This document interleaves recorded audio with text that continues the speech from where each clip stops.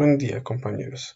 Hoy les vengo a hablar de un ilustre personaje francés que fue astrónomo, matemático, físico llamado Pierre-Simon de Laplace.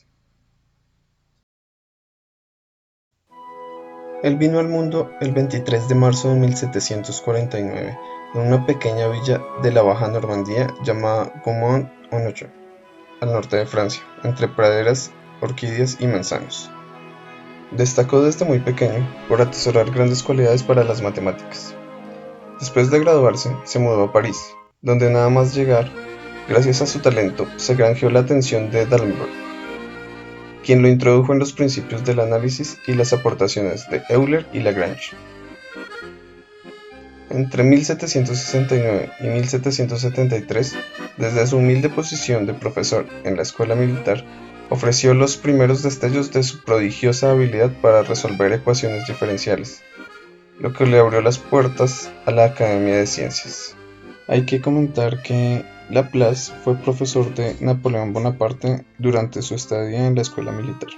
En marzo de 1773 por fin fue admitido a la Real Academia de Ciencias de París, después de 3 años de intentar vincularse para una plaza vitalicia, para recibir apoyo monetario y académico. En la academia escaló rápidamente y presentó varios trabajos y estudios. Sin embargo, su arrogancia y el tomar prestados los resultados de sus colegas sin citarlos se convirtió en una constante en su carrera. Por ejemplo, las funciones de Laplace hoy se conocen como polinomios de Legendre. Legendre fue el segundo gran plagio de Laplace. El primero fue Euler y Lagrange. No obstante, Laplace llegó a demostrar que las órbitas de los planetas y de sus satélites cambian gradualmente, pero siempre dentro de ciertos límites. Las perturbaciones son periódicas y no seculares y destructivas, pero asumió que su respuesta matemática basada en los cimientos de Newton era absoluta y el sistema solar sería estable por eones, lo cual a la luz de los nuevos descubrimientos y las teorías más recientes sabemos que no es cierto, al menos no a largo plazo. Durante la Revolución, Laplace se puede considerar como un oportunista, pues apoyó discretamente la revolución, pero también estuvo presente en la Restauración borbónica, en ambos casos con el único fin de convertirse en el patrón de las ciencias de toda Francia.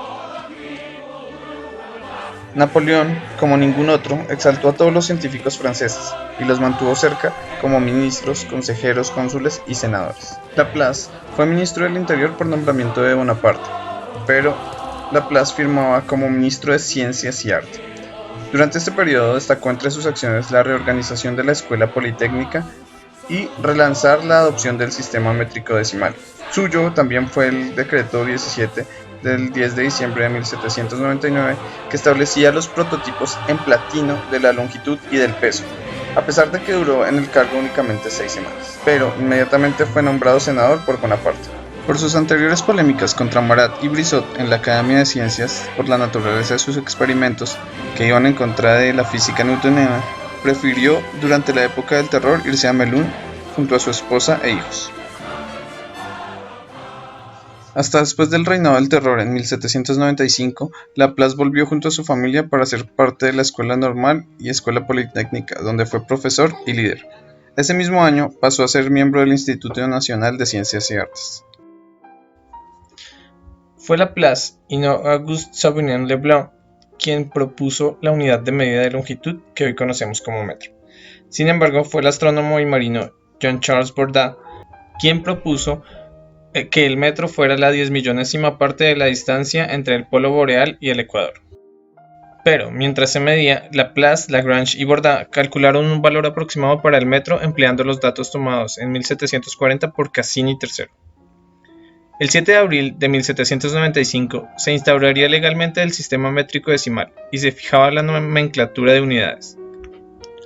Aunque para ese año aún no regresaban los encargados de medir la correcta longitud del metro. Estos eran Pierre Méchain y Jean-Baptiste Joseph Delambre.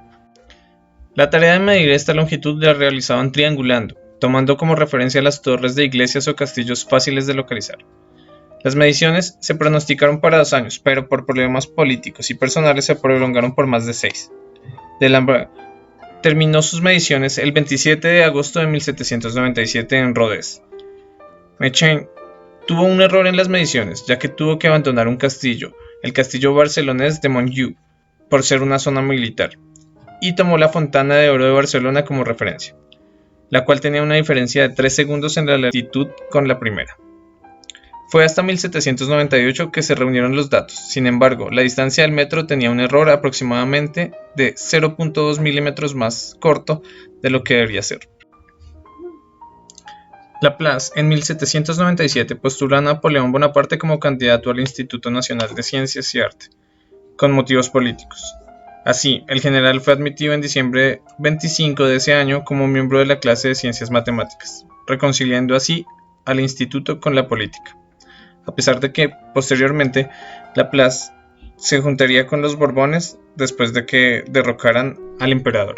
Las dos mayores obras de Laplace fueron La exposición del sistema del mundo y El tratado de mecánica celeste, ambas basadas en los principios de gravitación universal de Newton. Para la tercera edición del sistema del mundo, Laplace publicó una teoría del origen del mundo, que después sería conocida como la hipótesis Kant-Laplace. En esta hipótesis, Laplace no copió sin citar, ya que no conocía la hipótesis de Kant, porque no fue de gran divulgación en Francia, por la quiebra del editor que la publicó. Conocía, sin embargo, la hipótesis del naturalista Georges-Louis Leclerc, que en su Historia Natural, en 1778, había plasmado que él pensaba que la existencia de los planetas alrededor del Sol se debía al paso de un cometa, que al pasar dejó fragmentos los cuales empezaron a girar, y al enfriarse formaron los planetas. Laplace postuló que inicialmente el Sol tendría un tamaño mayor y su atmósfera se extendería hasta los confines del sistema solar, conformando una nebulosa primitiva. Conforme las moléculas más exteriores se fueron enfriando, formaron anillos circulares en torno a su estrella, y se fueron condensando hasta conformar los planetas. Así, por el efecto de rotación de la atmósfera solar, se demostraría por qué todos los planetas giran en la misma dirección y el mismo plano. Además, conforme la atmósfera fuera perdiendo masa, giraría más rápido sobre sí misma, y eso explicaría por qué los planetas más exteriores giran más lento que los interiores. Por último, la distancia entre planetas se explicaría por los momentos críticos en los cuales la fuerza gravitatoria se veía superada por la fuerza centrífuga. Sin embargo, fue hasta que el físico alemán Hermann von Helmholtz rescató la aportación de Kant que se conoció como la hipótesis de Kant-Laplace. El Tratado de Mecánica Celeste fue publicado entre 1799 y 1825. Esta obra incorporó descubrimientos y resultados de Newton, Clairaut, D'Alembert, Euler, Lagrange y el propio Laplace, aunque Laplace descuidó frecuentemente atribuirles a sus fuentes. También se saltaba pasos en las demostraciones, ya que convencido de la veracidad de un resultado no le importaba ofrecer un rigor en las pruebas. Sin embargo, fue una síntesis magistral, puesto que reunía todos los problemas astronómicos que Laplace había resuelto en los últimos 20 años. Fue con el paso de las décadas que se notaron las imprecisiones y los errores en los cálculos de Laplace. Laplace también incursionó en la estadística redescubriendo la fórmula de Bayes, concluyendo en el teorema de Bayes-Laplace. Este teorema posibilita aprender de la experiencia y legitimar la inducción. En memoria de las probabilidades, establece que hay tres maneras de conocer la probabilidad absoluta, la probabilidad objetiva y la probabilidad relativa. Posteriormente, en teoría analítica de las probabilidades, recoge una larga lista de aplicaciones de la probabilidad en astronomía y geodesia, estadística y demografía, e incluso en cuestiones legales.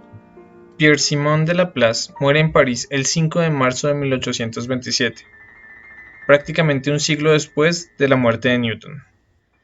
Laplace, por sus contribuciones, tiene una placa en la Torre Eiffel.